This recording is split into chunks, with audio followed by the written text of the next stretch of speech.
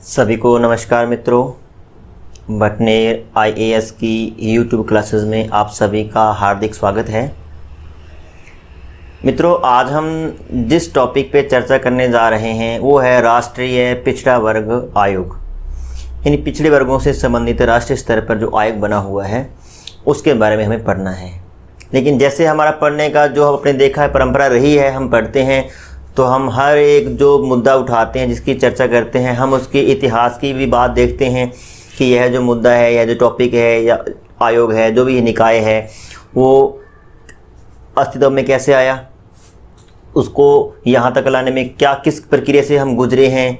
फिर हम उसकी संरचना को देखते होते हैं कि वो जो संस्था है, जो निकाय है, वो है क्या, वो क्या काम करती है। तो उसी रूप में आज भी हम चर्चा का जो तरीका है वो सेम रखेंगे। पहले हम देखेंगे कि राष्ट्रीय पिछड़ा वर्ग आयोग जो है वो कैसे बना, इसका इतिहास क्या है, वो सब देखेंगे। और फिर हम देखेंगे वर्तमान में जो आयोग बना हुआ है इसकी क्या संरचना है, इसमें कितने सदस्य होते हैं, इसमें कौन कौन सदस्य हो सकते हैं, उनकी क्या क्वालिफिकेशन होती है, उनकी नियुक्ति कौन करता है, वो क्या कार्य करते हैं, इस आयोग के क्या उद्देश्य हैं। तमाम मुद्दों पर हम चर्चा करने वाले हैं। हम किसी भी चीज़ को छुए बगैर आगे नहीं निकलेंगे। एग्जाम के पॉइंट ऑफ व्यू से हर चीज़ को हम टच करने की कोशिश करेंगे। इस लेसन में आगे बढ़ने से पहले एक बहुत ही महत्वपूर्ण और संक्षिप्त जानकारी आप सब लोगों के लिए। बटनेर आईएएस ऐप पर हमारे ये तमाम क्वालिटी कोर्सेज इस वक्त मौजूद हैं, जिनमें इंडियन पॉलिटी का कंप्लीट कोर्स, सीसेट 2021 का कंप्लीट कोर्स और एनवायरनमेंट एंड इकोलॉजी का कंप्लीट कोर्स हमारे प्रीमियम कोर्सेज हैं। बाकी के कोर्सेज आप यहां पर देख पा रहे हैं। यहां पर हम बात करने वाले हैं सीसेट 2021 के कोर्स के बारे में। इसका प्राइस क्या है, इसके कंटेंट्स क्या है, क्या क्या कुछ आपको मिलने वाला है सीसेट 2021 के कोर्स के तहत। तो दोस्तों, ये जो कोर्स है इसके अंदर आपको 110 रिकॉर्डेड वीडियोस मिलने वाले हैं। ऑलरेडी ये वीडियोस रिकॉर्ड किए जा चुके हैं, पीडीएफ्स आप लोगों के लिए ऑलरेडी मौजूद हैं। और ये जो कोर्स है ये बाइलिंगुअल कोर्स है। स्क्रीन पर जो भी क्वेश्चंस डिस्प्ले हो रहे हैं वो हिंदी और इंग्लिश दोनों में डिस्प्ले हो रहे हैं, इसलिए किसी भी लैंग्वेज के एस्पिरेंट को दिक्कत नहीं आने वाली है। आगे दोस्तों, इसके अंदर कंटेंट्स क्या क्या है तो कंटेंट्स देख लीजिए। 120 घंटे से ज्यादा का कंटेंट यहां पर मौजूद है। सीसेट के पूरे सिलेबस को हमने कवर किया है। मैथ्स और रीजनिंग ये कवर की है अमन शर्मा सर ने, जो कि इस वक्त सेंट्रल एक्साइज इंस्पेक्टर के तौर पर पोस्टेड हैं। इनके अलावा कॉम्प्रिहेंशन को भी हमने हिंदी और इंग्लिश दोनों लैंग्वेजेस में अलग अलग कवर किया है। अमन शर्मा सर फिलहाल डाउट क्लियरेंस के लिए हमेशा अवेलेबल रहेंगे हमारे टेलीग्राम ग्रुप के अंदर। तो जो भी लोग सीसेट का कोर्स परचेज करेंगे उन लोगों को हमारे स्पेशल सीसेट टेलीग्राम ग्रुप में जोड़ा जाएगा। और अगर उनको कहीं पर कोई डाउट होता है तो उस डाउट का क्लियरेंस अमन शर्मा सर के द्वारा किया जाएगा। तो अपने आप में एक कंप्लीट पैकेज है। क्या कुछ आप लोगों को मिल रहा है और सीसेट कोर्स के अंदर वो भी आप देख लीजिए। यहां पर आपको अपने एग्जाम की तैयारी के लिए सीसेट के मॉक टेस्ट भी दिए जा रहे हैं। 5 सीसेट मॉक टेस्ट आप लोगों के लिए अवेलेबल रहेंगे। हिंदी में अलग से ये सीसेट मॉक टेस्ट रहेंगे और इंग्लिश में अलग से ये टेस्ट अवेलेबल रहेंगे। तो किसी भी माध्यम के स्टूडेंट को दिक्कत नहीं आने वाली है। क्या कुछ कवर कर रहे हैं, क्या कुछ टॉपिक्स हमने कवर किए हैं वो आप यहां पर देख सकते हैं। मैथ्स में ये तमाम टॉपिक हमने कवर किए हैं। आप वीडियो को पॉज कर तमाम टॉपिक्स को देख सकते हैं, स्क्रीनशॉट ले सकते हैं। ये सभी टॉपिक्स मैथ्स के अंदर कवर किए गए हैं। इसके अलावा ये सारे टॉपिक्स हमने रीजनिंग के अंदर कवर किए हैं। आप वीडियो को पॉज कीजिए, स्क्रीनशॉट लीजिए, आराम से सभी टॉपिक्स को देखिए। ये पूरा का पूरा सिलेबस मैथ्स और रीजनिंग का है, ठीक है। और इस तरह से कुछ हम करते हैं। ऊपर इंग्लिश में क्वेश्चन रहता है, साथ ही वही क्वेश्चन हिंदी में भी रहता है। विंडो में यहां पर आपको अपने टीचर मिलते हैं और साइड में क्वेश्चन को हल किया जाता है, सॉल्व किया जाता है। तो इस तरह से आपको कुछ हम ये कवरेज देते हैं। और इसी तरह से दोस्तों, जो कॉम्प्रिहेंशन है, जिसको हिंदी में बोधगम्यता कहते हैं, उसको भी हिंदी और इंग्लिश दोनों में कवर किया गया है, ठीक है। कॉम्प्रिहेंशन की वीडियोस तो हमने अलग अलग बनाई हैं, हिंदी की वीडियो अलग और इंग्लिश की वीडियो अलग। तो अपने आप में एक कंप्लीट पैकेज है, आपको कहीं पर कोई दिक्कत नहीं आने वाली है। और अंत में इसका प्राइस आप देख लीजिए दोस्तों। ओरिजिनल प्राइस आप देख पा रहे हैं 1800 रुपए लगभग है, लेकिन प्रेजेंट इफेक्टिव प्राइस जो है वो 799 है, यानी कि 800 रुपए से कम में आप इस कोर्स को प्राप्त कर लेंगे। और हमारा यह दावा है कि पूरे भारत में यह सबसे अफोर्डेबल क्वालिटी सीसेट कोर्स है।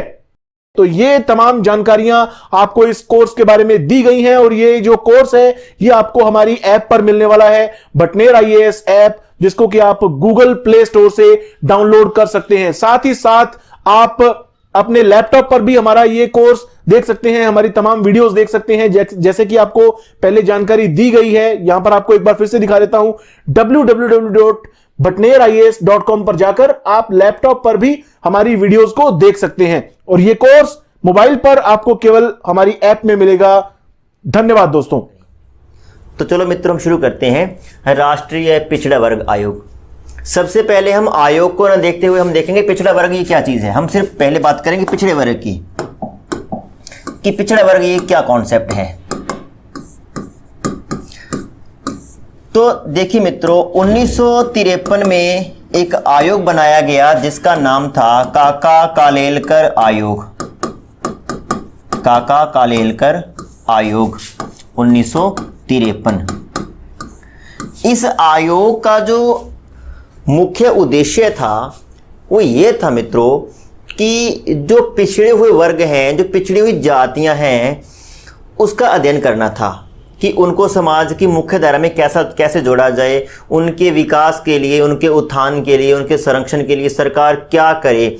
इन पिछड़ी हुई जातियां जो थी उनके संदर्भ में अध्ययन करने के लिए सरकार ने एक आयोग बनाया, काका कालेलकर आयोग। अगर ऐसा प्रश्न भी आ जाता है मित्रों कि पिछड़ी जातियों या पिछड़ा वर्ग का अध्ययन करने के लिए सबसे पहला आयोग जो गठित किया गया था वो कौन सा था, तो वो है काका कालेलकर आयोग। और अगर पूछा जाए कि कब गठित किया गया था तो 1953 में। 1955 में इस आयोग ने अपनी रिपोर्ट रखी, 2 साल तक अध्ययन किया और अपनी रिपोर्ट रखी।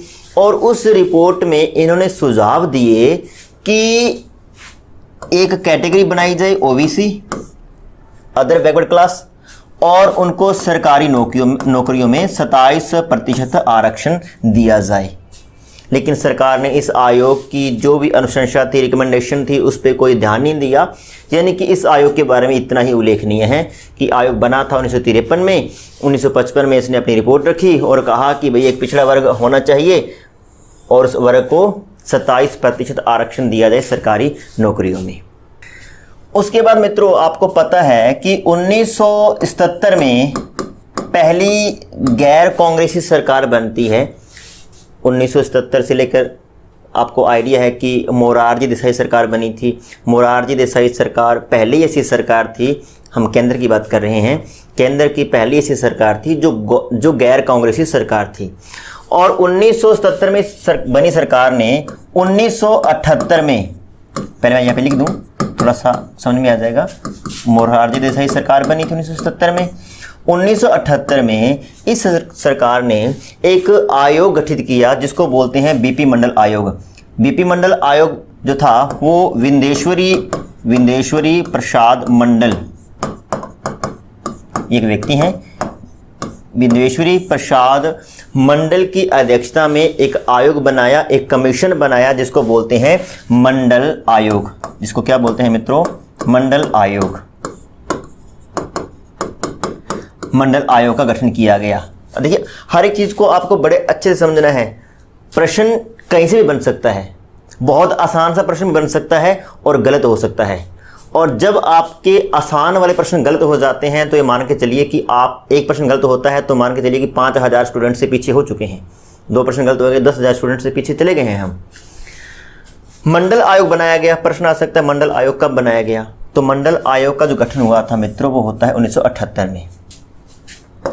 1979 में इस कमीशन ने, इस मंडल ने कार्य करना प्रारंभ किया। हालांकि कार्य करना कब प्रारंभ किया ऐसा प्रश्न शायद कभी नहीं बनेगा, लेकिन अगर बनता है तो लिख देना 1979 में इस मंडल ने, इस कमीशन ने कार्य करना शुरू किया। अब हमें ये बात करनी है कि भाई क्या कार्य कर रहा था ये मंडल। तो इस मंडल ने काम क्या करना था? पिछड़ी हुई जो जातियां थी, सेम जो काका कालेलकर ने जो काम किया था वही करना था। पिछड़ी हुई जातियों का उत्थान कैसे किया जाए, उनका विकास कैसे किया जाए, उनको समाज की मुख्य धारा से कैसे जोड़ा जाए, उन पिछड़ी हुई जातियों का, पिछड़े वर्गों का अध्ययन करना था। और इन्होंने भी सेम काम किया।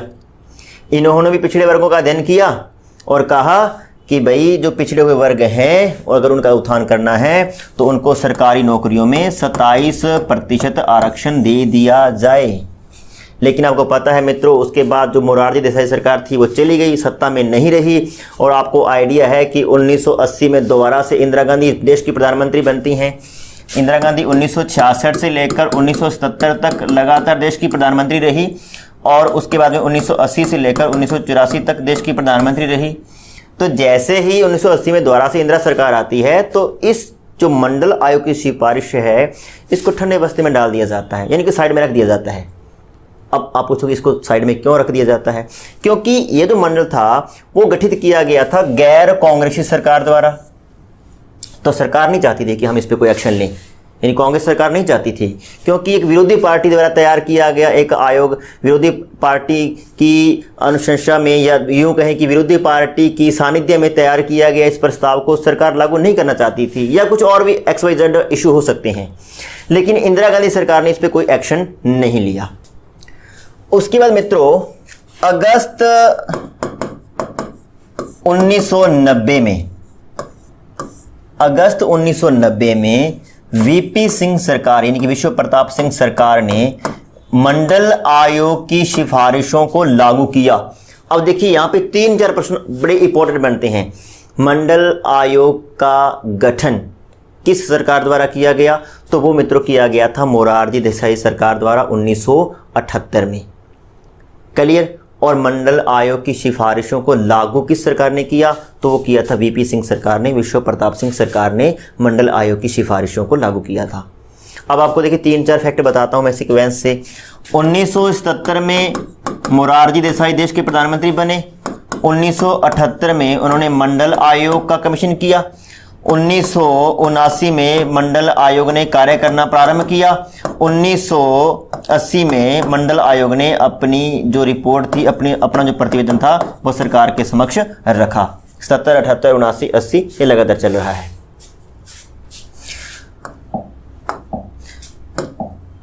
तो हम पढ़ रहे थे मित्रों कि अगस्त 1990 में वीपी सिंह सरकार ने मंडल आयोग की सिफारिशों को लागू करते हुए ओबीसी को 27% आरक्षण सरकारी नौकरियों में फिक्स कर दिया।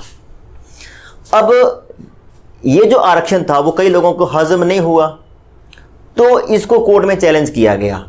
और इसको जो कोर्ट में चैलेंज किया गया और इस मुद्दे से संबंधित जो मुख्य वाद है वो है इंदिरा साहनी वर्सेस भारत संघवाद 1992, यानी कि इंदिरा साहनी वाद बोलते हैं इसको। 1992 में सर्वोच्च न्यायालय ने अपना एक निर्णय दिया और सर्वोच्च न्यायालय ने उस निर्णय में कहा कि ओबीसी को जो 27% आरक्षण दिया जा रहा है वो बिल्कुल संवैधानिक है। किसी भी आधार पर हम इसको गलत नहीं ठहरा सकते, वो बिल्कुल सही है, वो संवैधानिक है। क्यों संवैधानिक है? क्योंकि हमारे संविधान में पिछड़ेपन के 2 आधार बताए हुए थे। वो क्या क्या थे?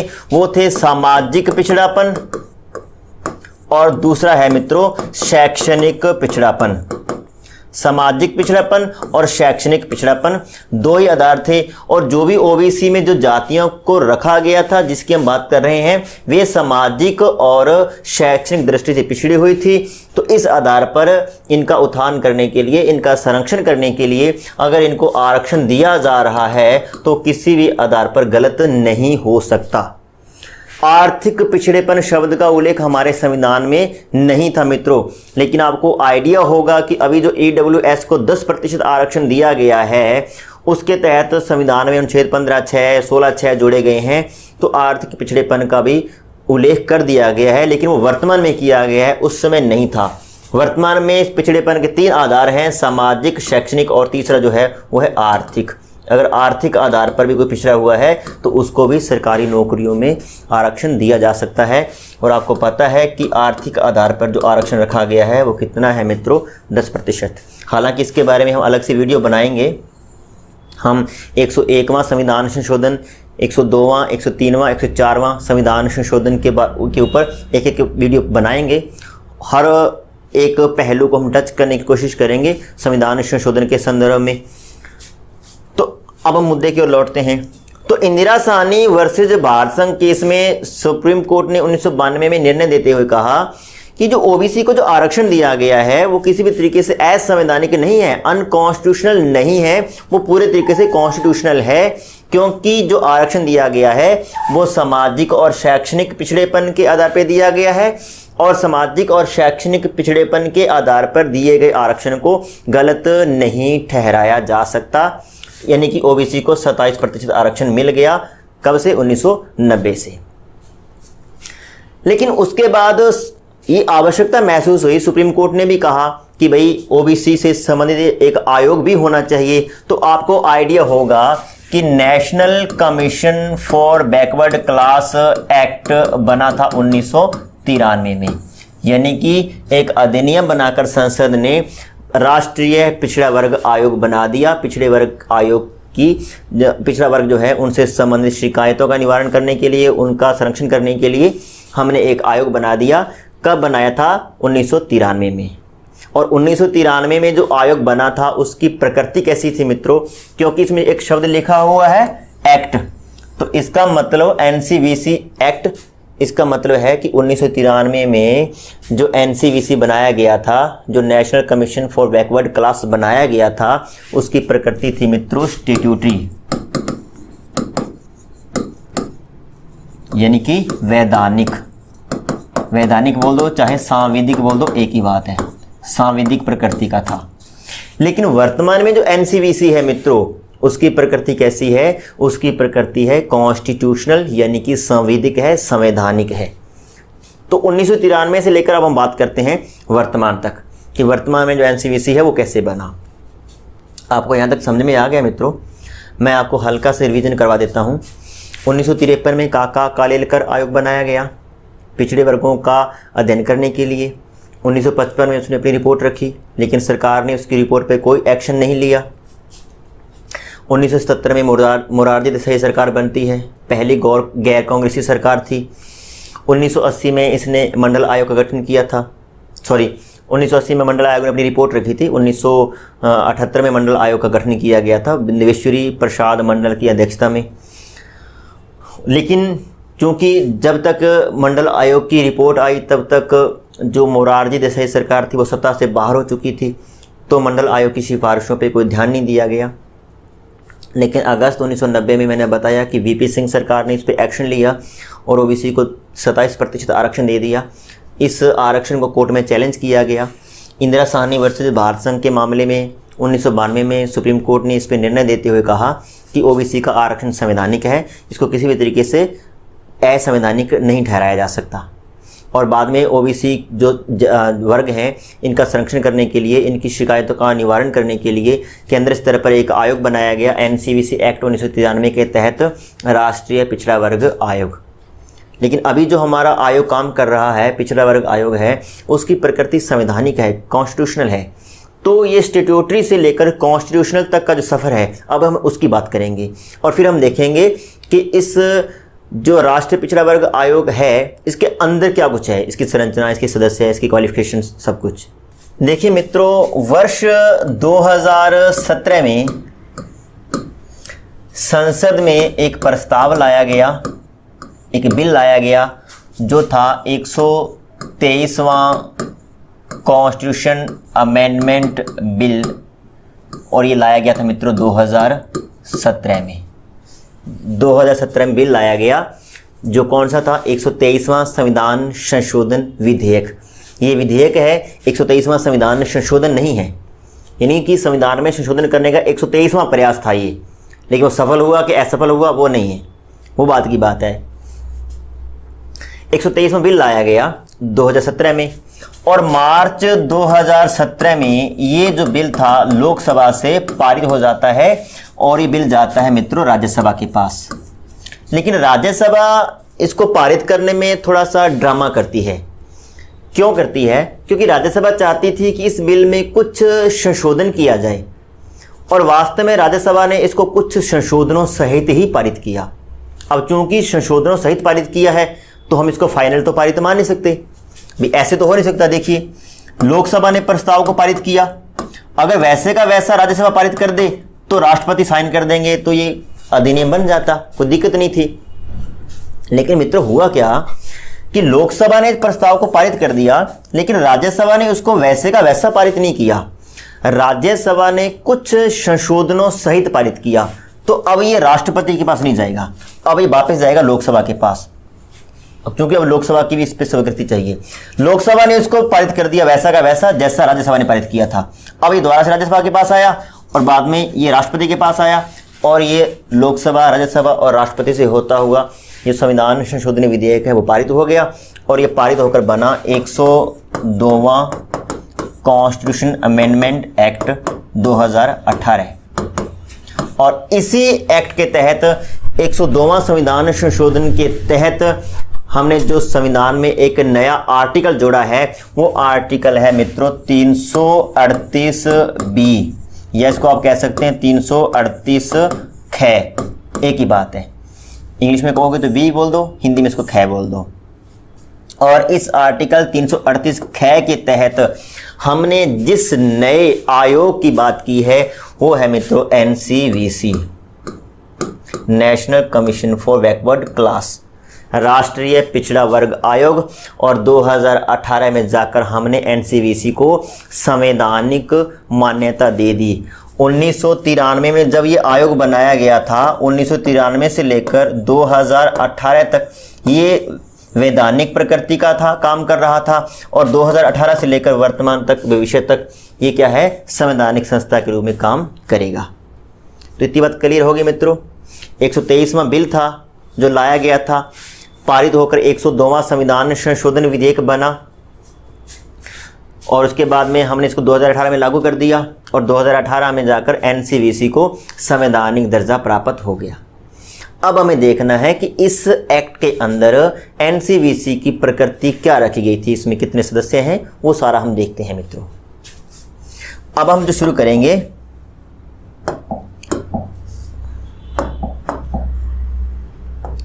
वो है राष्ट्रीय पिछड़ा वर्ग आयोग।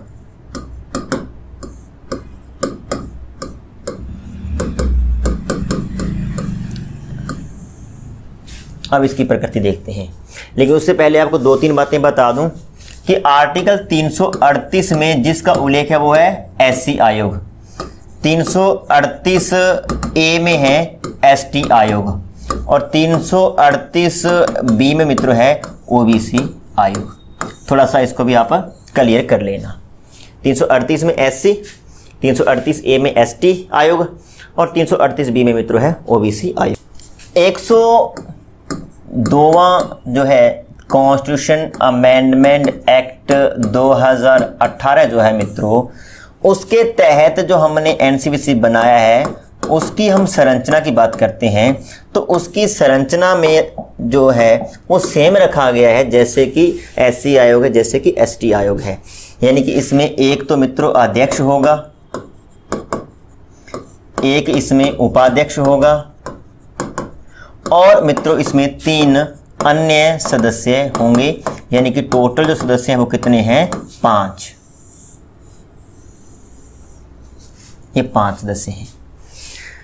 अब इनकी क्या क्वालिफिकेशंस होगी, यानी अध्यक्ष के पद पर किस व्यक्ति को नियुक्त किया जाएगा, उपाध्यक्ष के पद पर किस व्यक्ति को नियुक्त किया जाएगा, सदस्य कौन होंगे, कितनी महिलाएं होंगी, कितने पुरुष होंगे, उनकी क्या क्या शर्तें होनी चाहिए उनके संदर्भ में, उनका कितना कार्यकाल होना चाहिए, इसके बारे में हमारा संविधान बिल्कुल मौन है, साइलेंट है, कुछ नहीं बता रहा।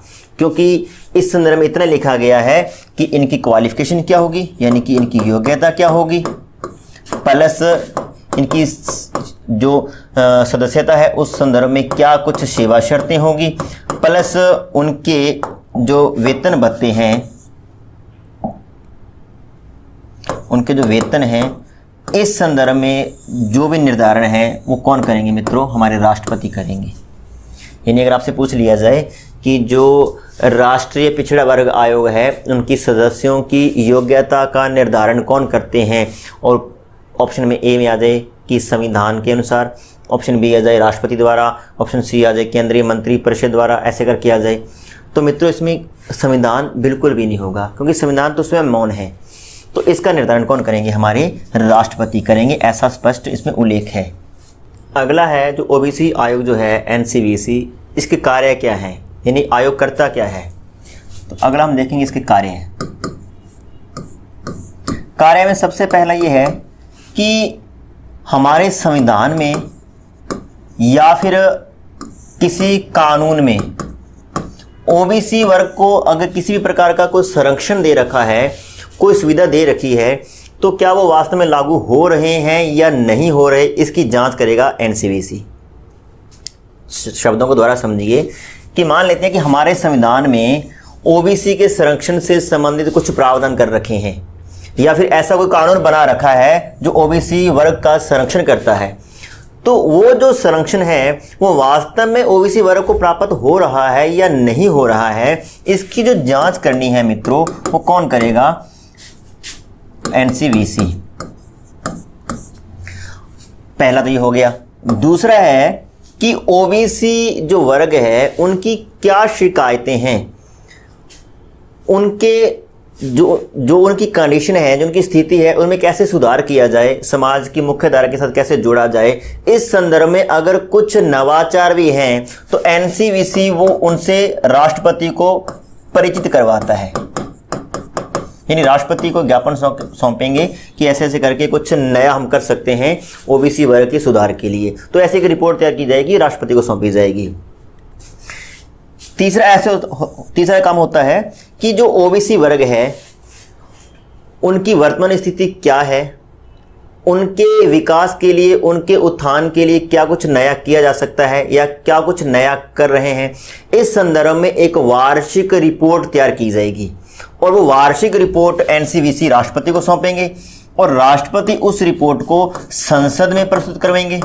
संसद के दोनों सदन यानी कि लोकसभा और राज्यसभा में उस रिपोर्ट को रखवाया जाएगा, उस पर चर्चा करवाई जाएगी, उस पर बहस होगी, उस पर वोटिंग भी करवाई जाएगी और उसी रिपोर्ट को राष्ट्रपति जो है वो विधानमंडल के समक्ष रखवाएंगे। राज्य विधानमंडल, दोनों सदन, विधानसभा और विधान परिषद में उसमें भी चर्चा होगी और संसद से और राज्य विधानमंडल से हम ऐसी उम्मीद रखते हैं कि वो उस रिपोर्ट को प्रस्तावित जो रिपोर्ट है उसको पारित करेंगे। अगर संसद या विधानमंडल उस रिपोर्ट को पारित नहीं कर रहे हैं तो उनको, जैसे मैंने कल कहा था, कारण सहित व्याख्या करनी होती है कि भाई क्या कारण है, आप इस रिपोर्ट को पारित क्यों नहीं कर रहे, इसमें से क्या दिक्कत आ रही है, इसमें से क्या कमियां हैं, इसमें क्या सुधार की गुंजाइश है। हाँ, ऐसे सारे फीडबैक देके उसको पारित करने से संसद इनकार कर सकती है, लेकिन मना नहीं कर सकती। कारण बताने होंगे कि भाई क्या कारण है जो हम इसको पारित नहीं कर रहे हैं। चौथा जो काम है मित्रों, जैसे हमने SC/ST आयोग में बात की थी, इसमें भी बात करेंगे कि जब आयोग ओबीसी वर्ग के अधिकारों से संबंधित कोई जांच कर रहा होता है तब ओबीसी आयोग को यानी कि एनसीवीसी को सिविल कोर्ट का दर्जा प्राप्त हो जाता है, यानी कि सिविल कोर्ट के सारे अधिकार प्राप्त हो जाते हैं, यानी कि दीवानी न्यायालय के समकक्ष अधिकार प्राप्त हो जाते हैं। अब दीवानी जो कोर्ट है उसके क्या अधिकार हैं, देखिए, ओबीसी वर्ग के अधिकारों का उल्लंघन हुआ है तो उसकी जांच कर सकता है। जांच में अगर कोई व्यक्ति दोषी पाया गया है जिसने ओबीसी के अधिकारों का उल्लंघन किया है या फिर उसमें किसी भी प्रकार का हस्तक्षेप किया है, इंटरफेयर किया है, तो उसके खिलाफ सम्मन जारी किया जा सकता है, वारंट जारी किए जा सकते हैं। उस व्यक्ति से शपथ पत्र पर गवाही ली जा सकती है, उस व्यक्ति से सबूत इकट्ठे किए जा सकते हैं। ये सारे काम कर सकता है आयोग जब वो किसी मामले की जांच कर रहा होता है, यानी कि उसको सिविल कोर्ट का दर्जा प्राप्त हो जाता है। ये सिविल कोर्ट का दर्जा SC आयोग को भी प्राप्त होता है, ST आयोग को भी प्राप्त होता है और OBC आयोग को भी प्राप्त होता है। तो मित्रों, ये था अपना NCVC यानी कि national commission for backward class, जिसके बारे में हमने बात कर ली। हमने इसके इतिहास 1953 से लेकर और 2020 तक जितना भी कुछ था उन सब पहलुओं को टच करने की कोशिश की है। उम्मीद है कि आपको मेरे द्वारा दी गई जानकारी अच्छी लगी होगी। अच्छी लगी है तो वीडियो को लाइक, कमेंट, शेयर करें और चैनल को सब्सक्राइब करें। धन्यवाद।